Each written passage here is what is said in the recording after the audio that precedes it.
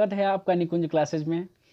आज हम लोग बात करेंगे प्रमुख व्यक्तित्व का पार्ट 2 और पार्ट 2 में 40 से अधिक क्वेश्चनों की बात करेंगे और उनसे जुड़ी जितनी भी महत्वपूर्ण जो है फैक्ट यानी सूचना होगी उसको हम साझा करेंगे।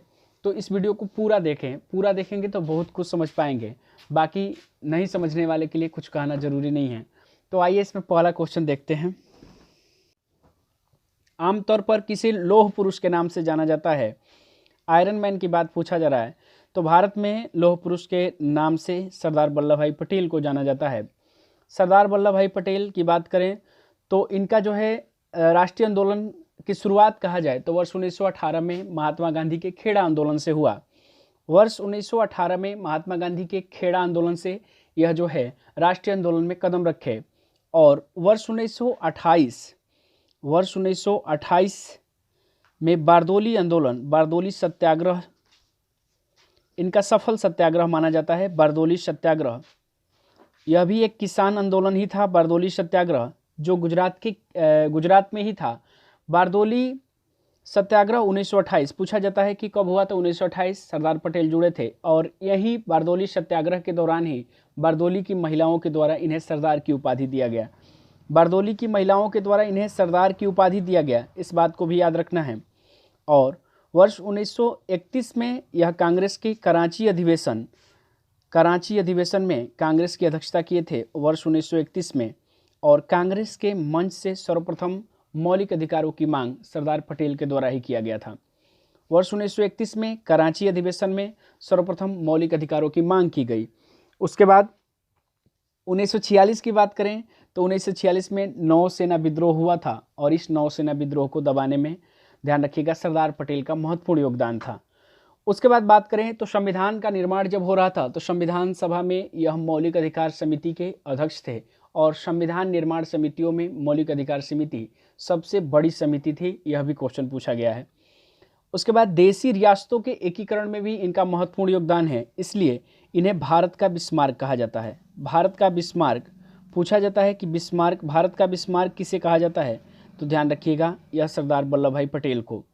उसके बाद बात करें तो प्रतिवर्ष इनके जन्मदिन 31 अक्टूबर को राष्ट्रीय एकता दिवस के रूप में मनाया जाता है।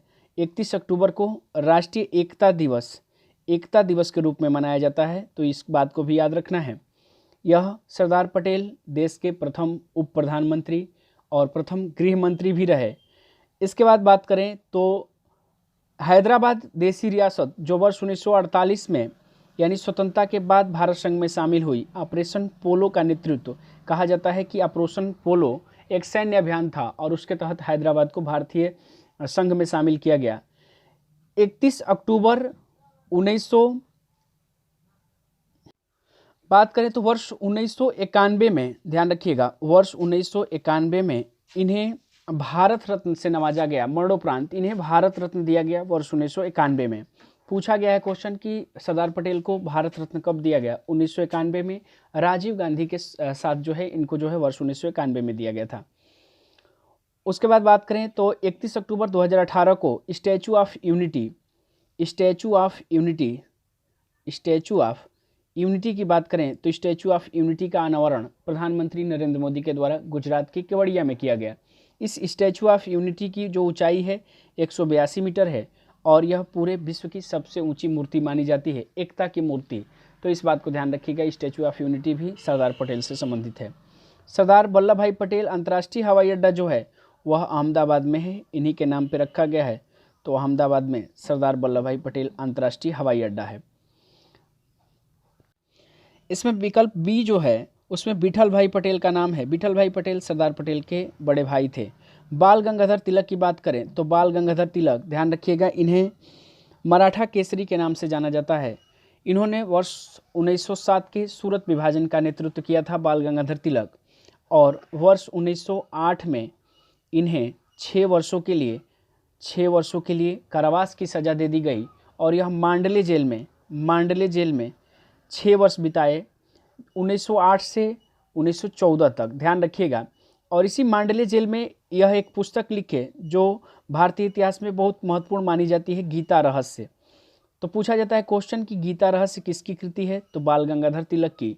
बाल गंगाधर तिलक वर्ष 1916 में होम रूल लीग आंदोलन चलाए थे भारत में, होम रूल लीग आंदोलन एनी बेसेंट के साथ, ध्यान रखिएगा। और वर्ष 1916 में ही लखनऊ समझौता जो हुआ, लखनऊ समझौता, यह ध्यान रखिएगा, मुस्लिम लीग और कांग्रेस के मध्य जो लखनऊ समझौता हुआ, और इसी लखनऊ अधिवेशन में इन्होंने एक नारा दिया जो कई बार पेपर में पूछा गया है कि स्वराज मेरा जन्मसिद्ध अधिकार है।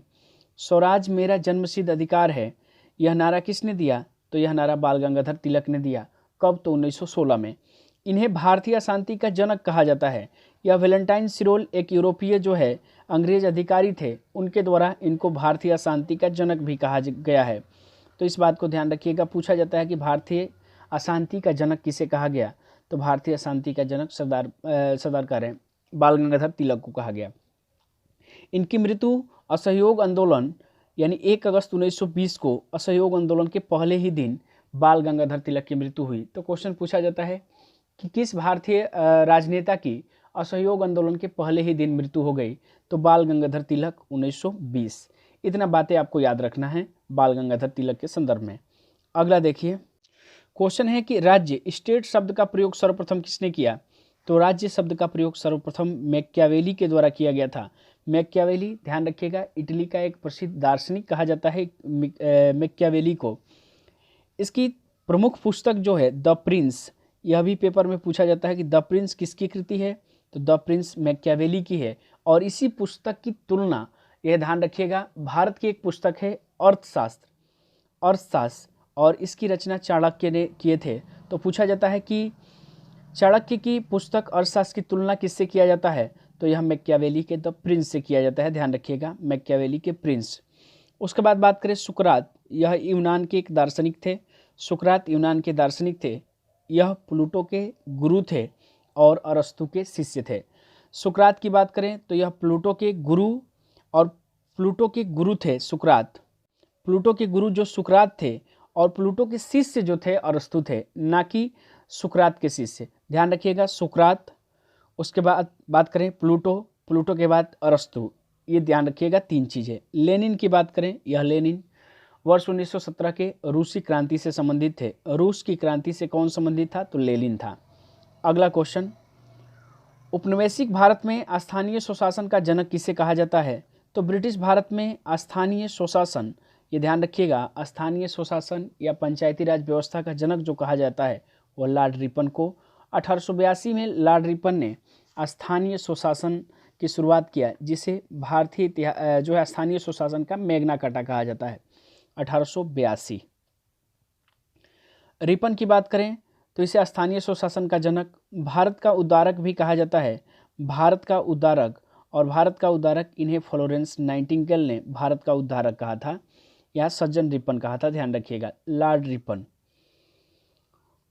लॉर्ड डफरिन की बात करें तो इसके समय की महत्वपूर्ण जो घटना है वो लॉर्ड डफरिन के समय की बात करें तो महत्वपूर्ण घटना जो है वह है कांग्रेस की स्थापना। कांग्रेस की स्थापना किसके समय में? तो लॉर्ड डफरिन के समय। लॉर्ड कर्जन की बात करें तो इसे ध्यान रखिएगा, लॉर्ड कर्जन के समय बंगाल का विभाजन, वह जो है इतिहास में अंकित है, 1905 का बंगाल विभाजन। उसके बाद बात करें तो कर्जन को द्वितीय औरंगजेब, गोपाल कृष्ण गोखले के द्वारा कहा गया था द्वितीय औरंगजेब। तो इस बात को भी ध्यान रखिएगा, कर्जन को किसने औरंगजेब की संज्ञा दिया, या द्वितीय औरंगजेब? तो गोपाल कृष्ण गोखले। अगला क्वेश्चन देखते हैं, अंटार्कटिका जाने वाले प्रथम भारतीय दल के प्रभारी कौन थे? तो अंटार्कटिका, ये ध्यान रखिएगा, दक्षिणी ध्रुव की बात करें तो डॉक्टर SJ कासिम के नेतृत्व में 21 सदस्यीय 1982 में जो टीम गई थी, 1982 में, इसमें टोटल 21 सदस्य थे, जिसका नेतृत्व डॉक्टर SJ कासिम के द्वारा किया गया था। ध्यान रखिएगा, यह 1982 का जो मिशन था उसी के समय दक्षिणी गंगोत्री में एक बेस कैंप स्थापित किया गया था, इस बात को ध्यान रखिएगा, 1982। देखिए, इसमें डॉक्टर भाभा जो हैं यह भारत में परमाणु ऊर्जा के जनक माने जाते हैं, जबकि शांति स्वरूप भटनागर यह एक वैज्ञानिक थे। इन्हीं के नाम पे एक शांति स्वरूप पुरस्कार दिया जाता है विज्ञान के क्षेत्र में। कलाम को आप जानते ही हैं, मिसाइल मैन के नाम से इन्हें जाना जाता है। अगला है, भारत में संपूर्ण क्रांति का आह्वान किसने किया? तो ध्यान रखिएगा, संपूर्ण क्रांति की बात पूछा गया है। तो वर्ष 1975 में देश में राष्ट्रीय आपात लगा था। इंदिरा सरकार के विरुद्ध यानी ध्यान रखिएगा जयप्रकाश नारायण ने यह संपूर्ण क्रांति का आह्वान किया था, जयप्रकाश नारायण के द्वारा। इसमें ध्यान रखिएगा संपूर्ण क्रांति में रामप्रसाद कह रहे हैं, रामविलास पासवान, लालू प्रसाद और नीतीश कुमार ऐसे जो वर्तमान के बिहार के जो नेता हैं उस समय जयप्रकाश नारायण के आंदोलन में शामिल थे। यह वर्ष 1975 की घटना है। जयप्रकाश नारायण की बात करें तो जयप्रकाश नारायण के नाम पे ही पटना में एक हवाई अड्डा का निर्माण किया गया है, लोकनायक अंतर्राष्ट्रीय हवाई अड्डा। तो ध्यान रखिएगा यह पटना में है, यह भी पेपर में पूछा गया है। वर्ष 1998 में इन्हें भारत रत्न से नवाजा गया, वर्ष 1998 में। अगला देखिए, निम्नलिखित में से किसका उपनाम सीमांत गांधी है? तो सीमांत गांधी के नाम से जो जाना जाता है वह खान अब्दुल गफ्फार खान। पिछले वीडियो में भी जिक्र किया गया था, खान अब्दुल गफ्फार खान को सीमांत गांधी के नाम से जाना जाता है। खान अब्दुल गफ्फार खान को वर्ष 1987 में भारत रत्न दिया गया और यह भारत रत्न पाने वाले पहले विदेशी व्यक्ति थे। इनका प्रमुख आंदोलन जो था वह लाल कुर्ती आंदोलन था। लाल कुर्ती आंदोलन से कौन संबंधित थे? तो खान अब्दुल गफ्फार खान, इन्हें सीमांत गांधी कहा जाता है। बात करें यहाँ लाला लाजपत राय को, तो लाला लाजपत राय को शेरे पंजाब के नाम से जाना जाता है, जबकि मोहनदास करमचंद गांधी को आप जानते हैं राष्ट्रपिता के नाम से जाना जाता है। गोपाल कृष्ण गोखले की बात करें तो इन्हें भारत का ग्लैडस्टोन कहा जाता है। ग्लैडस्टोन पूछा गया है एक क्वेश्चन कि भारत का ग्लैडस्टोन किसे कहा गया है? तो भारत का ग्लैडस्टोन यह गोपाल कृष्ण गोखले को कहा गया है। गोपाल कृष्ण गोखले गांधी जी के राजनीतिक गुरु माने जाते हैं और गोपाल कृष्ण गोखले के जो गुरु थे वह आप कमेंट बॉक्स में कमेंट कीजिएगा। गांधी जी के गुरु गोपाल कृष्ण गोखले और गोपाल कृष्ण गोखले के गुरु कौन थे, यह आप कमेंट बॉक्स में आंसर दीजिएगा। अगला क्वेश्चन देखिए, अमजद अली खां इनमें से किस वाद्य यंत्र से संबंधित है? तो अमजद अली खां की बात करें तो यह सरोद वादक थे। अमजद अली खां यह सरोद वादक थे, सरोद वादक। अगला देखिए, रेड क्रॉस संस्था के संस्थापक कौन थे?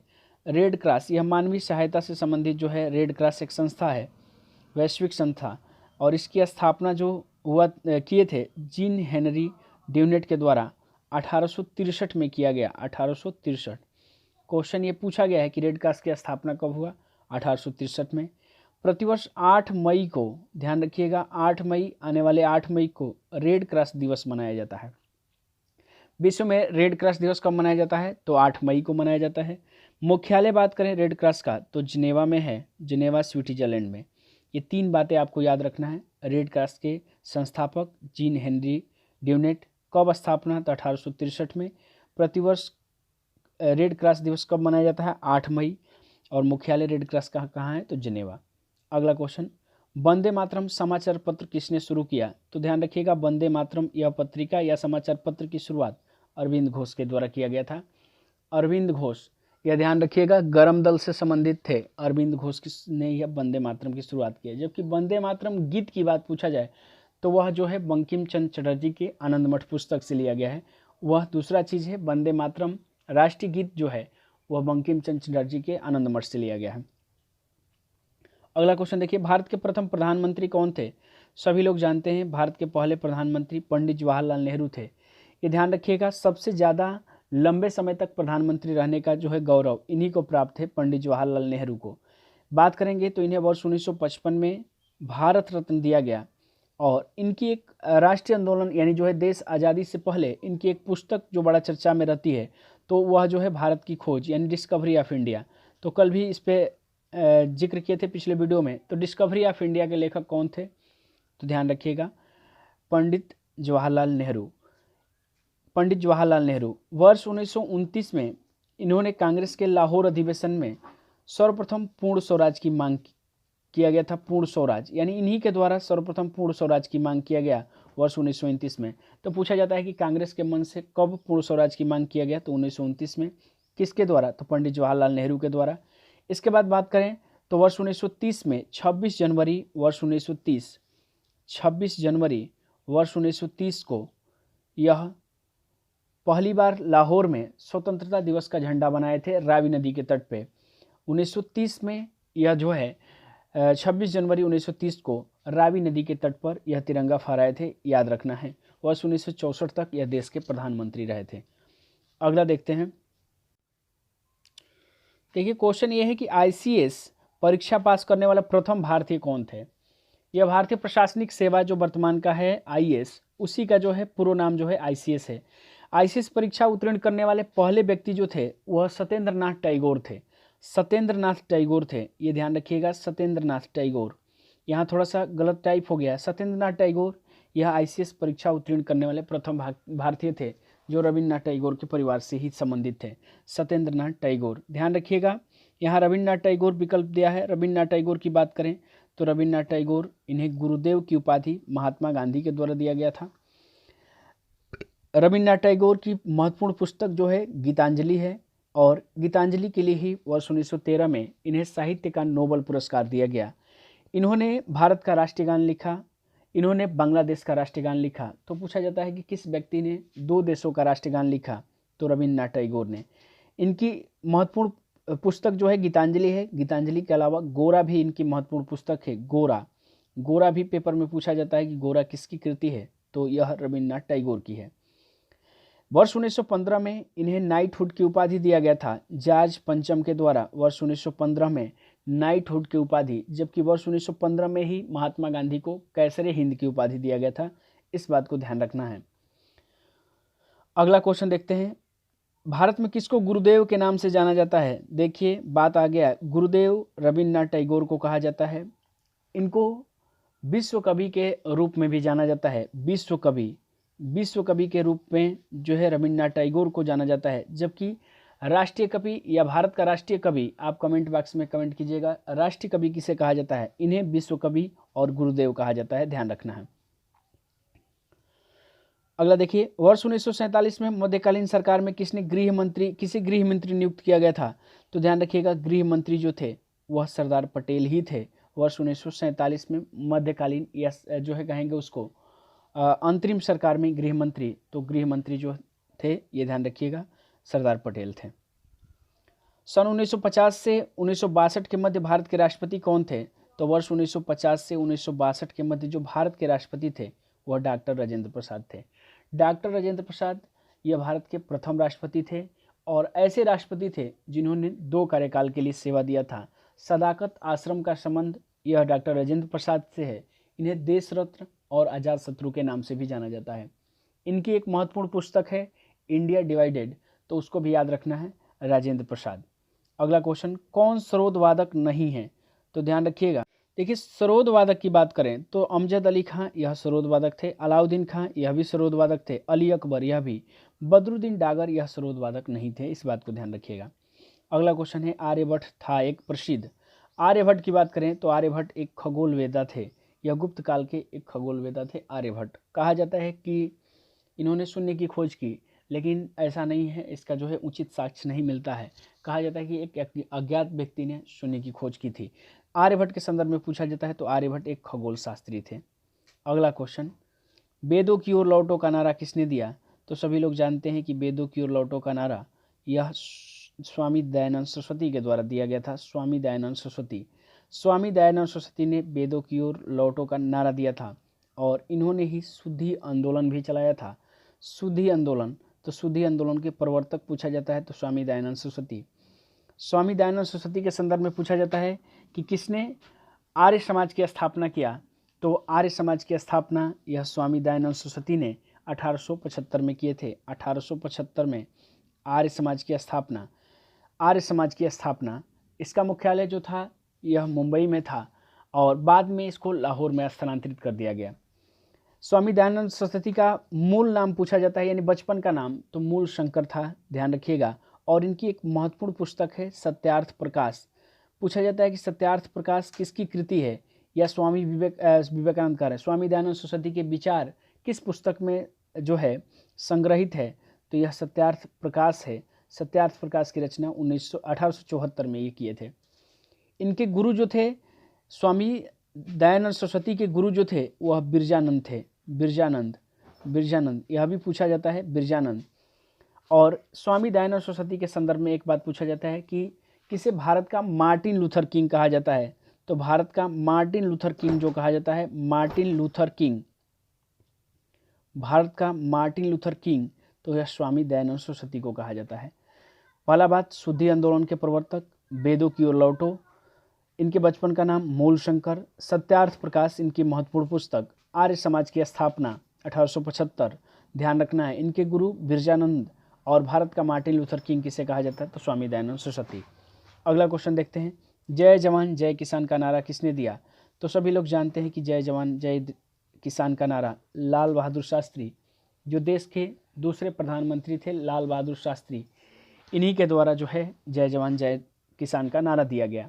जबकि अटल बिहारी वाजपेयी के द्वारा जय जवान जय किसान जय विज्ञान का नारा दिया गया था।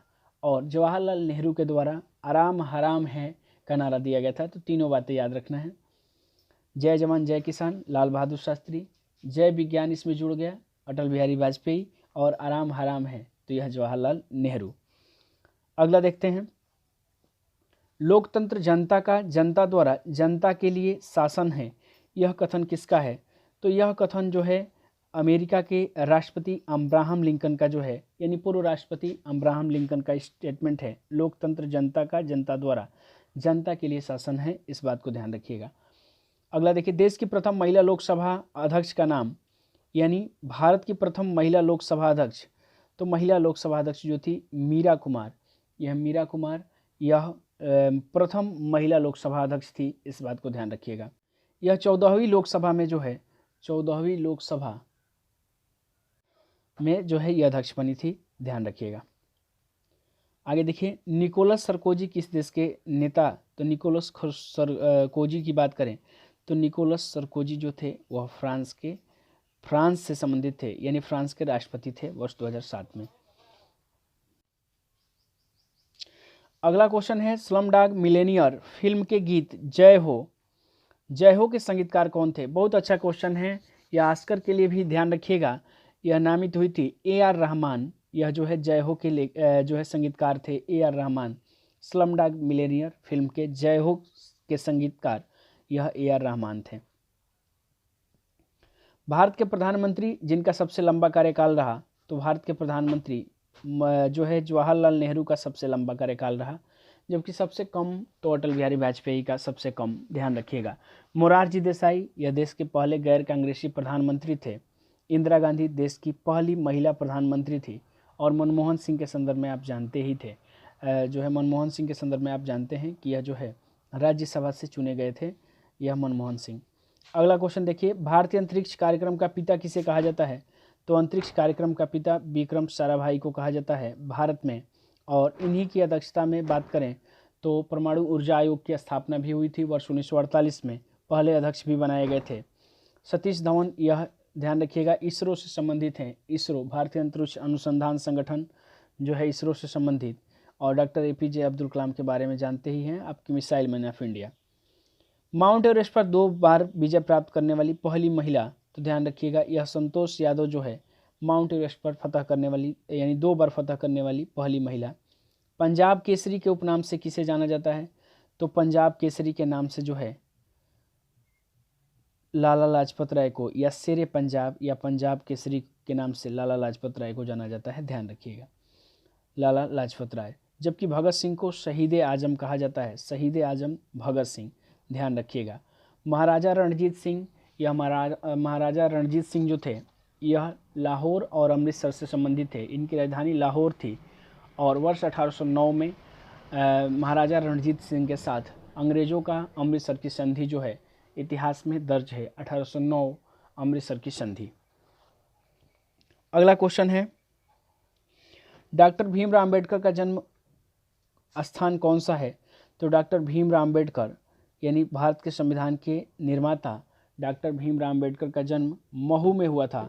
महू यह मध्य प्रदेश के इंदौर जिले में है, ध्यान रखिएगा, मध्य प्रदेश के इंदौर जिले में। इसी महू से जो है जानापाव पहाड़ी से चिनाव कह रहे हैं, चंबल नदी निकलती है, चंबल नदी का यह उद्गम स्थल भी है। अगला देखिए, जुलाई 2012 में प्रणब मुखर्जी भारत के राष्ट्रपति बने, कौन से क्रम के राष्ट्रपति थे? तो यह 13वें राष्ट्रपति बने थे वर्ष 2012 में प्रणब मुखर्जी कांग्रेस के नेता रहे। और ध्यान रखिएगा इन्होंने वर्ष 2012 से 17 तक भारत के राष्ट्रपति पद पर बने रहे। अगला क्वेश्चन देखिए, अमीर खुसरो द्वारा किस संगीत यंत्र का इस्तेमाल किया गया? तो अमीर खुसरो के संदर्भ में पूछा जाता है तो अमीर खुसरो सितार का आविष्कार किए थे। तबला से भी संबंधित थे ये, लेकिन सितार के लिए यह महत्वपूर्ण इनकी ख्याति मिली थी, तो अमीर खुसरो के संदर्भ में ध्यान रखिएगा, तबला व सितार के आविष्कारक थे। अमीर खुसरो का जन्म एटा, उत्तर प्रदेश की बात करें तो एटा को ही विभाजित करके अभी वर्तमान में एक जिला बनाया गया है, तो वह कासगंज है। यह अमीर खुसरो कासगंज, उत्तर प्रदेश के कासगंज से संबंधित हैं, पटियाली गांव से। इन्हें सितार व तबला का आविष्कारक कहा जाता है। इन्हें खड़ी बोली का जनक कहा जाता है। अमीर खुसरो का मकबरा या बात करें तो अमीर खुसरो का जो है मकबरा है यह दिल्ली में है, जबकि अमीर खुसरो का स्मारक जो है वह इलाहाबाद में है, ध्यान रखिएगा। अमीर खुसरो यह अलाउद्दीन खिलजी के दरबारी कवि थे। ऐसे तो यह दिल्ली सल्तनत के 8 सुल्तानों का कार्य देखे थे अमीर खुसरो, लेकिन ध्यान रखिएगा यह अलाउद्दीन खिलजी के दरबारी कवि थे अमीर खुसरो। इन्हें तूतीय हिंद यानी भारत का तोता भी कहा जाता है। तूतीय हिंद, तो अमीर खुसरो को कहा जाता है भारत का तोता, खड़ी बोली का जनक कहा जाता है। प्रार्थना समाज के संस्थापक के बारे में पूछा गया है, तो प्रार्थना समाज के संस्थापक आत्मारंग पांडुरंग थे। यह ध्यान रखिएगा 1867 में आत्मारंग पांडुरंग प्रार्थना समाज के संस्थापक थे।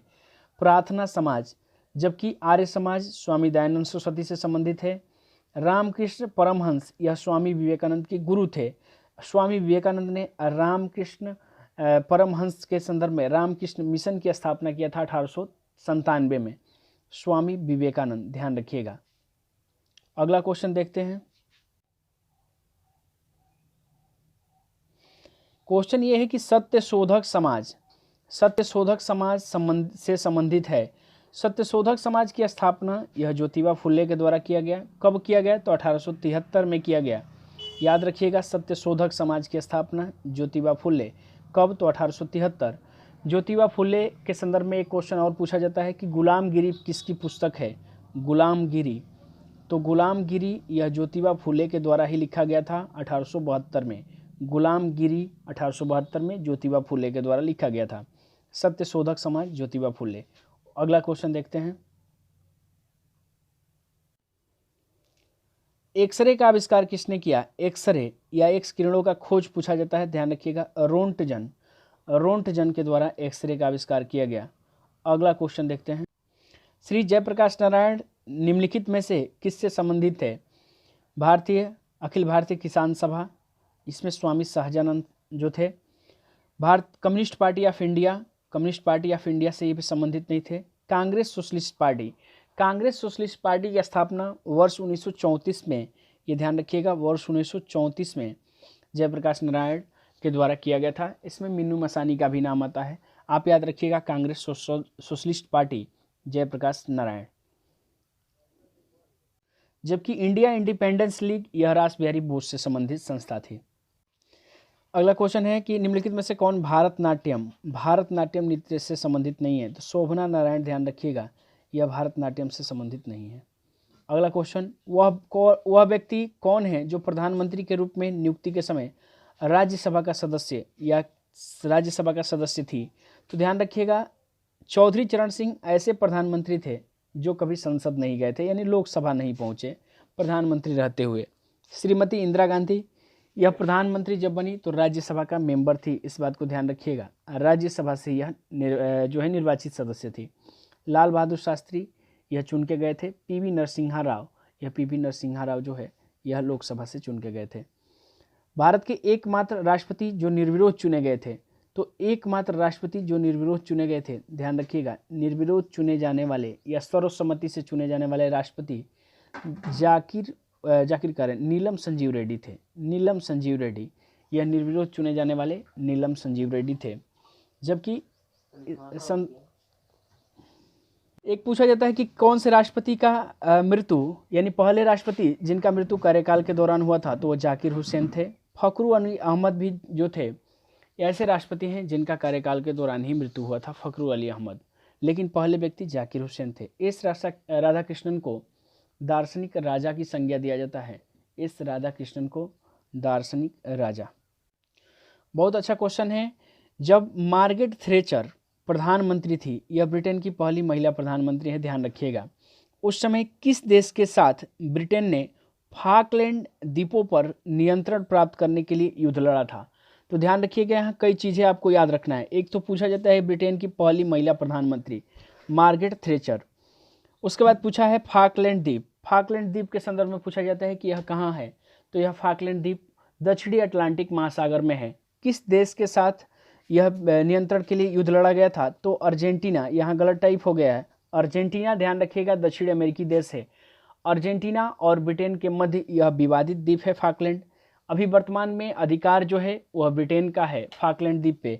आइए देखते हैं फाकलैंड द्वीप। ये देखिए फाकलैंड द्वीप जो है यह ब्रिटेन और अर्जेंटीना के मध्य विवादित द्वीप है। वर्तमान में इस पे अधिकार ब्रिटेन का है, यूके का, यूनाइटेड किंगडम का जो है विवादित द्वीप है, यानी उस पर अधिकार यूनाइटेड किंगडम का है। भारत के राष्ट्रपति जिनकी मृत्यु पद पर आसीन रहते हुए हुई, उनका नाम पूछा है, तो ध्यान रखिएगा जाकिर हुसैन देश के पहले राष्ट्रपति थे जिनका मृत्यु कार्यकाल के दौरान ही हुआ था, पद पे रहते हुए। उसके बाद फखरुद्दीन अली अहमद जो राष्ट्रीय आपातकाल के समय देश के राष्ट्रपति थे, उनका भी मृत्यु पद पर रहते हुए हुआ था, ध्यान रखिएगा जाकिर हुसैन। क्वेश्चन इसमें दिया है कि निम्न में से भारत के वह मुख्य न्यायमूर्ति या मुख्य न्यायाधीश जिन्हें भारत के राष्ट्रपति के रूप में काम करने का अवसर प्राप्त हुआ, यानी कार्यवाहक राष्ट्रपति की बात पूछ रहा है। कौन से सुप्रीम कोर्ट के मुख्य न्यायाधीश जो कार्यवाहक राष्ट्रपति भी रहे थे, तो न्यायमूर्ति मोहम्मद हिदायतुल्लाह। ध्यान रखिएगा न्यायमूर्ति मोहम्मद हिदायतुल्लाह यह जो है कार्यवाहक राष्ट्रपति रहे। यह देश की पहले कार्यवाहक राष्ट्रपति की बात करें तो न्यायमूर्ति एम हिदायतुल्लाह। जब जाकिर हुसैन का निधन हुआ उस समय बीबी गिरी देश के उपराष्ट्रपति थे और उपराष्ट्रपति ने राष्ट्रपति का कार्यभार संभाला, और 6 माह के अंदर राष्ट्रपति का जब चुनाव होने लगा तो बीबी गिरी राष्ट्रपति का चुनाव लड़ने के लिए उपराष्ट्रपति पद से त्यागपत्र दिए। तब जाके राष्ट्रपति और उपराष्ट्रपति दोनों का पद रिक्त हो गया। उस समय मुख्य न्यायाधीश यानी सुप्रीम कोर्ट के मुख्य न्यायाधीश मोहम्मद हिदायतुल्लाह थे और उन्हें देश का कार्यवाहक राष्ट्रपति बनाया गया। तो इतना बातें आपको याद रखना है। धन्यवाद। इस वीडियो को अच्छा लगे तो लाइक करें, सब्सक्राइब करें और शेयर ज़रूर करें। धन्यवाद।